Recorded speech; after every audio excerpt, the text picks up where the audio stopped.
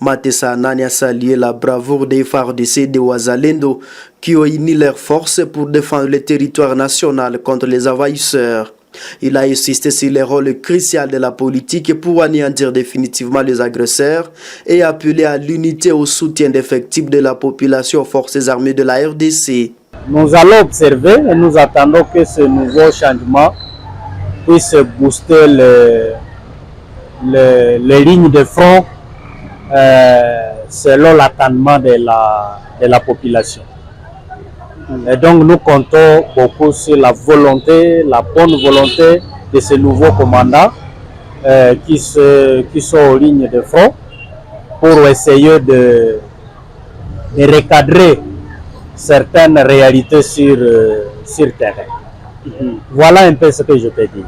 Oui, depuis hier dimanche et même samedi après-midi, il y a eu en tout cas des offensives du côté de nos forces armées contre les terroristes du M23. Pensez-vous que vraiment ça va aider tous les Congolais? Bon, moi je crois la première chose c'est que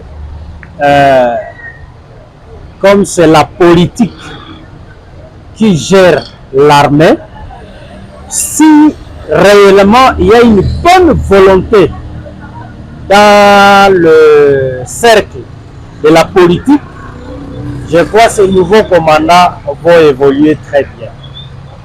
Mais si c'est un jeu de théâtre, ce même commandant va se buter au même problème parce que le même cause produit les mêmes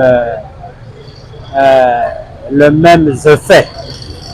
Et donc, moi je crois que nous devions attendre plus à la politique congolaise de changer vraiment la donne, de changer la politique de gestion de l'armée pour que les militaires engagés au front puissent décanter la situation d'une manière définitive.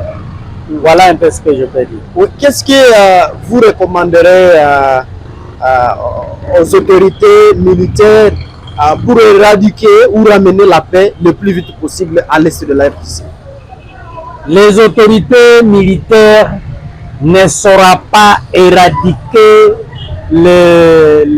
l'ennemi sur terrain si la politique ne l'autorise pas, si la politique ne prenne pas une décision de ce genre.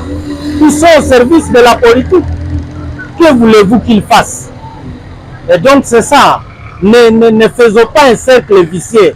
Si le commandant suprême ne donnera pas l'impulsion claire et pratique, ceux qui sont au front ne seront pas en mesure d'éradiquer cette situation. Alors à ce moment, comment la population doit se comporter, surtout à cette période de guerre?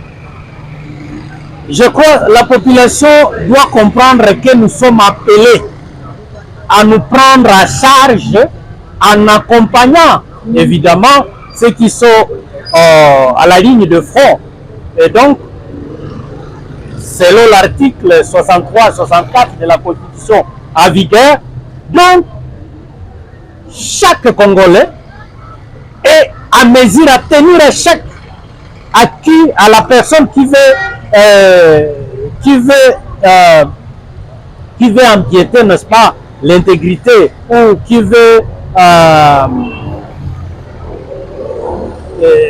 toute personne qui veut, n'est-ce pas, amener une situation de guerre ou d'agression dans le pays, ou à une personne qui veut trahir le pays.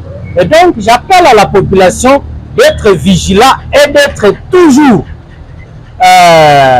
mobilisé pour tenir un chèque à toute personne qui peut vouloir trahir le pays et qui peut vouloir permettre à l'ennemi d'envahir notre pays.